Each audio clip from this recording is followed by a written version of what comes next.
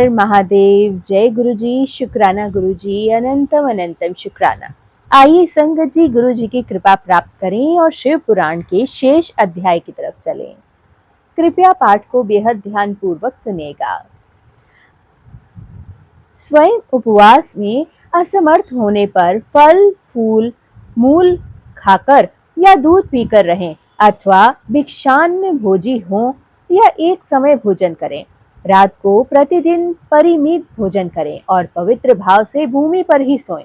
भस्म पर, तृण पर अथवा चीर या मृग चर्म पर शयन करें। प्रतिदिन ब्रह्मचर्य का पालन करते हुए इस व्रत का अनुष्ठान करें। यदि शक्ति हो तो रविवार के दिन आर्द्रा नक्षत्र में दोनों पक्षों की पूर्णिमा और अमावस्या को, अष्टमी को तथा चतुर्दशी को उपवास करें।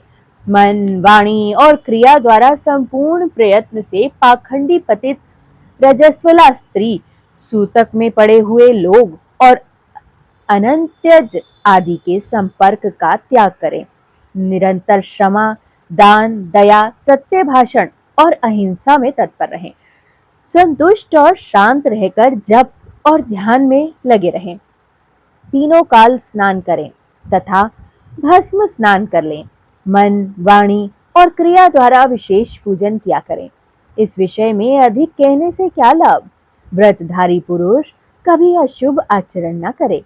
प्रमादवश यदि वैसा आचरण बन जाए तो उसके गुरु लावत का विचार करके उसके दोष का निवारण करने के लिए पूजा, होम और जप आदि के द्वारा उचित प्रायश्चित भी करें। व्रत की समाप्ति पर्यंत भूल कर भी अशुभ आचरण न करें। संपत्ति हो तो उसके अनुसार गोदान, वृषोत्सर्ग और पूजन भी करें। भक्त पुरुष निष्काम भाव से शिव की प्रीति के लिए ही सब कुछ करे। यह संक्षेप में इस व्रत की सामान्य विधि कही गई है। अब शास्त्र के अनुसार प्रत्येक मास में जो विशेष कृत्य है उसे बताता हूँ। वैशाख मास में हीरे के बने हुए शिवलिंग का पूजन करना चाहिए। ज्येष्ठ मास में मरकत मणिमय शिवलिंग की पूजा उचित है। आषाढ़ मास में मोती के बने हुए शिवलिंग को पूजनीय समझें। श्रावण मास में नीलम का बना हुआ शिवलिंग पूजन के योग्य है। भाद्रपद मास में पूजन के लिए पदराग मणिमय शिवलिंग को उत्तम माना गया है। अश्विन मास में गोमेद मणि के बने हुए शिवलिंग को उत्तम समझें। कार्तिक मास में मूंगे के और मार्गशीर्ष मास में वैदुर्य मणि के बने हुए शिवलिंग को पूजन के विधान में लाएं। पौष मास में पुष्पराग मतलब पुखराज मणि के तथा माघ मास में सूर्यकांत मणि के लिंग का पूजन करना चाहिए। फाल्गुन मास में चंद्रकांत मणि के और चैत्र में सूर्यकांत मणि के बने हुए लिंग के पूजन की विधि है। अथवा रत्नों के न मिलने पर सभी मासों में स्वर्णमय लिंग का ही पूजन करना चाहिए। स्वर्ण के अभाव में चांदी, तांबे, पत्थर, मिट्टी, लाह या और किसी भी वस्तु का बना लिंग सुलभ हो तो उसका लिंग बना ले और पूजन आरंभ करें अथवा अपनी रुचि के अनुसार सर्वगंधमय लिंग का निर्माण कर दें। व्रत की समाप्ति के समय नित्य कर्म पूर्ण करके पूर्वतः विशेष पूजा और हवन करने के पश्चात आचार्य का तथा विशेषतः व्रती ब्राह्मण का पूजन करें। फिर आचार्य की आज्ञा लें। पूर्व या उत्तर की ओर मुंह करके कुशासन पर बैठें। हाथ में कुश लें। प्राणायाम करके सांब सदाशिव का ध्यान करते हुए यथाशक्ति मूल मंत्र का जप करें। फिर पूर्वतः आज्ञा लें और हाथ जोड़कर नमस्कार करके कहें, हे भगवान, अब मैं आपकी आज्ञा से इस व्रत का उपसर्ग करता हूँ। ऐसा कहकर शिवलिंग के मूल भाग में उत्तरा दिशा में की ओर कुशा का त्याग कर दें। तदंतर दंड, चीर, जटा और मेख ला को भी त्याग दें।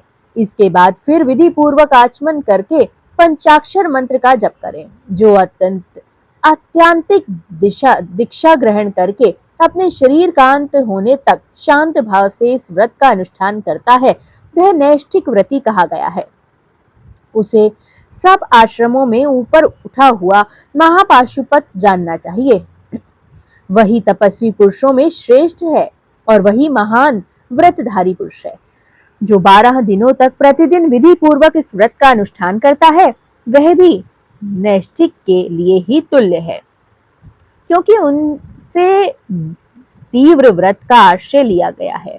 जो अपने शरीर में घी लगाकर व्रत के लिए नियमों के पालन में तत्पर हो, 2-3 दिन तक एक दिन भी इस व्रत का अनुष्ठान करता है, वह भी कोई नैष्ठिक ही है। जो निष्काम होकर अपना कर्म कर्तव्य मानकर अपने आप को शिव के चरणों में समर्पित करके इस उत्तम व्रत का अनुष्ठान सदा करता है, उसके समान कोई भी नहीं।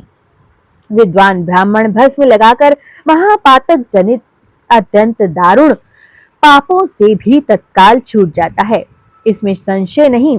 रुद्राग्नि का जो सबसे उत्तम वीर बल है, वही भस्म कहा गया है।